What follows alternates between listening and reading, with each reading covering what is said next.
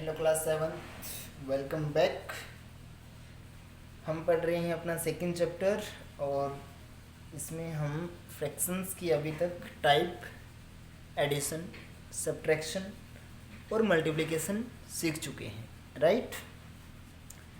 आज जो हम सीखेंगे वो बहुत आसान सा टॉपिक है, छोटा सा ही टॉपिक है। वो है आपका रेसिप्रोकल। क्या है?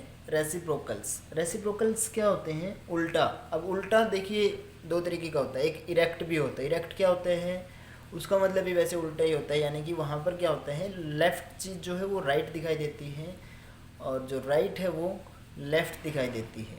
बट रेसिप्रोकल का क्या मतलब है फ्रैक्शंस के केस में, कि जो आपका न्यूमरेटर है, मतलब सॉरी आपकी जो फ्रैक्शन है उसका जो न्यूमरेटर है और जो डिनोमिनेटर है, अगर हम उसको इंटरचेंज कर दें। इंटरचेंज का मतलब जहाँ पर न्यूमरेटर है, न्यूमरेटर की जो वैल्यू है वो डिनोमिनेटर में डाल दें और जो डिनोमिनेटर की जो वैल्यू है वो हम न्यूमरेटर में डाल दें, तो वो ऐसा करने से जो हमें फ्रैक्शन मिलेगी वो पहले वाली फ्रैक्शन की क्या होगी?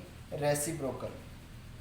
क्या करना है कि मान लीजिए कि आपको एक फ्रैक्शन दे रखी है a/b, तो और इसका रेसिप्रोकल आपको लिखना है, तो हम सिंपली आप लिख सकते हो कि reciprocal of a/b is equal two is क्या है? b/a। ठीक है, लेकिन यहाँ पर एक कंडीशन है कि ना तो आपका a 0 होना चाहिए और ना ही आपका b 0 होना चाहिए। ये चीज़ आपको ध्यान में रखनी है, क्योंकि b तो 0 होगा तो फ्रैक्शन, शुरू वाली ही फ्रैक्शन नहीं बनेगी, क्योंकि किसी भी चीज़ का डिनोमिनेटर अगर 0 है तो वो तो नॉट डिफाइन होता है। और अगर a 0 है, जो कि 0/7 एक फ्रैक्शन है, बिल्कुल है, लेकिन जब हम उसका रेसिप्रोकल निकालेंगे तो उसका रेसिप्रोकल तो एग्जिस्ट ही नहीं करेगा, वो तो 7/0 हो जाएगा और 7/0 तो कुछ होता नहीं। तो इसलिए ध्यान रखना है कि ऐसे फ्रैक्शंस जिनका हमें रेसिप्रोकल हम कैसे फ्रैक्शंस का निकाल सकते हैं जहाँ जो a/b की फॉर्म में है और ना a 0 है और ना ही b 0 है, तो उनका रेसिप्रोकल जो होता है वो क्या होता है? a/b का रेसिप्रोकल होता है b/a। ठीक है, तो सिंपली अगर आपसे बोला जाए कि फाइंड द रेसिप्रोकल ऑफ 5/7, तो आप क्या करोगे? सिंपल कैसे लिखना है आपको कि रेसिप्रोकल ऑफ 5/7 इज 7/5। ठीक है, अब एक चीज़ और देखिए आप ध्यान से कि जो फ्रैक्शन आपको दे रखी है वो वाली और जो रेसिप्रोकल है उनमें क्या संबंध है आपस में, रिलेशन कैसे है उनका? कि भाई अगर हम जो फ्रैक्शन थी हमारी क्या थी? 5/7, और जो रेसिप्रोकल आया 7/5, अगर हम उनकी मल्टीप्लाई करते हैं तो हमारा आंसर हमेशा क्या आएगा? 1, चाहे वो कैसी भी फ्रैक्शन को क्यों ना हो, कोई भी फ्रैक्शंस। तो यानी कि ये क्या हो गई? रिलेशन हो गई है भाई, किन्हीं भी एक फ्रैक्शन और उसके रेसिप्रोकल की अगर हम मल्टीप्लाई करेंगे तो आंसर कितना आएगा? 1। अब एक चीज़ और सीखने की आवश्यकता है। जैसे हमने बोला कि रेसिप्रोकल है 5/7 का कौन? 7/5। उसी तरीके से 7/5 का कौन है? 5/7। क्योंकि देखो अगर 7/5 होता और उसका रेसिप्रोकल निकालना होता तो यानी कि जो न्यूमरेटर है वो डिनोमिनेटर और जो डिनोमिनेटर है वो न्यूमरेटर, वो क्या बन जाता? 5/7। यानी कि कोई भी दो ऐसी फ्रैक्शन जिनकी मल्टीप्लाई आपस में क्या आ रही है? 1, तो उनको हम एक दूसरे का क्या बोल सकते हैं? रेसिप्रोकल। यानी कि 5/7 का रेसिप्रोकल कौन है? 7/5, और 7/5 का रेसिप्रोकल कौन है? 5/7। ठीक है, उसके बाद ये तो हुआ सिंपल वाली फ्रैक्शन, यानी कि जो हमारी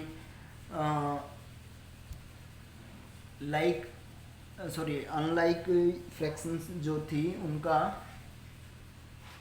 रेसिप्रोकल निकालना आपने, प्रॉपर और इम्प्रॉपर फ्रैक्शंस का तो हम इस तरीके से निकाल लेंगे, बस कंडीशन है कि a और b 0 नहीं होनी चाहिए।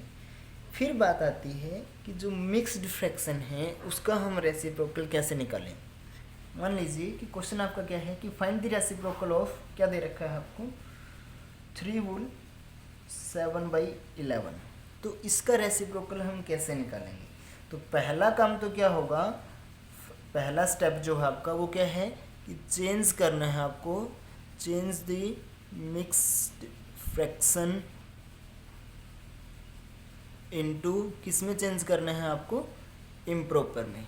ठीक है, तो क्या हो जाएगा फिर वहाँ पे 3 वुल 7/11 को हम क्या लिखेंगे, किसके इक्वल हो जाएगा, 11 3 जा 33 प्लस 7 40 डिवाइड बाई 11।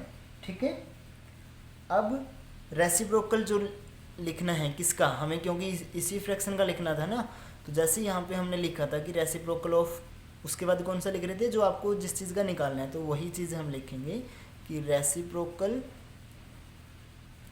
ऑफ किसका निकालना है, 3 वुल 7/11 इज, भाई ये रेसिप्रोकल है किसका है, रेसिप्रोकल ऑफ 3 वुल 7/11, भाई इसका जो रेसिप्रोकल है वो क्या है, ये तो एग्जैक्ट वही है ना, तो इसका रेसिप्रोकल जो ये आपकी इम्प्रॉपर फ्रैक्शन आई है उसका रेसिप्रोकल बता दो, जो कि कितना है 11/40, तो ये आपका क्या हो गया आंसर।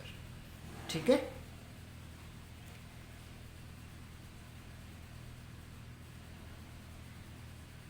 अब आपको क्या करना है,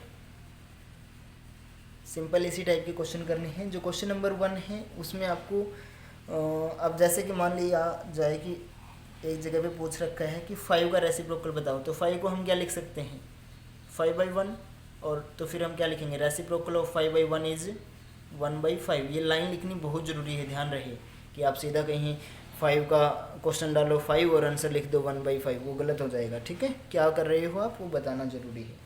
तो पहला क्वेश्चन आपको इस टाइप से करना है। सेकंड जो क्वेश्चन है वहाँ पर क्या बोला गया है, आपकी एक्सरसाइज 2D का जो सेकंड क्वेश्चन है कि by taking the following example, वहाँ पे जो जो आपको नंबर फ्रैक्शन दे रखी है, बोला गया कि उनका एग्जांपल लेते हुए आपको ये दिखाना है कि जो नंबर है और उसकी जो प्रोडक्ट जो फ्रैक्शन है और उसका जो रेसिप्रोकल है उनकी प्रोडक्ट 1 होती है। तो कैसे सोल्व करोगे उसको, मान लीजिए कि आपको दिखाना है, पहला जो आपका पार्ट है वो है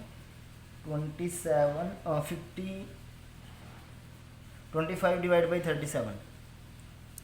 तो सबसे पहले तो हम क्या करेंगे, अब शो क्या करना है आपको इसमें कि जो नंबर है और इसका रेसिप्रोकल है उसकी प्रोडक्ट 1 होती है। तो यानी कि पहला काम तो हमें रेसिप्रोकल निकालना है ना, फिर दिखाएंगे वो तो प्रोडक्ट तो उनकी। तो सबसे पहले हम क्या करेंगे, जैसे पहले क्वेश्चन में किया है कि रेसिप्रोकल ऑफ 25/37 इज कितना हो जाएगा 37/25। अब उसके बाद नाउ मल्टीप्लाई करो किनकी, जो आपको शो करना है, भाई जो नंबर दिया हुआ था और जो रेसिप्रोकल है वो, उनकी मल्टीप्लाई करके शो कर दो कि वो इक्वल है किसके, 1 के। तो ये इससे कैंसिल आपस में, ये भी आपस में कैंसिल हो जाएगा, तो आंसर वहाँ पे कितना आ जाएगा 1/1, जो कि कितना होता है 1। ठीक है, तो हैंस प्रूव्ड, क्या प्रूव किया है कि the product of a number and it's reciprocal is 1। तो वो लिखोगे आप कि हैंस प्रूव्ड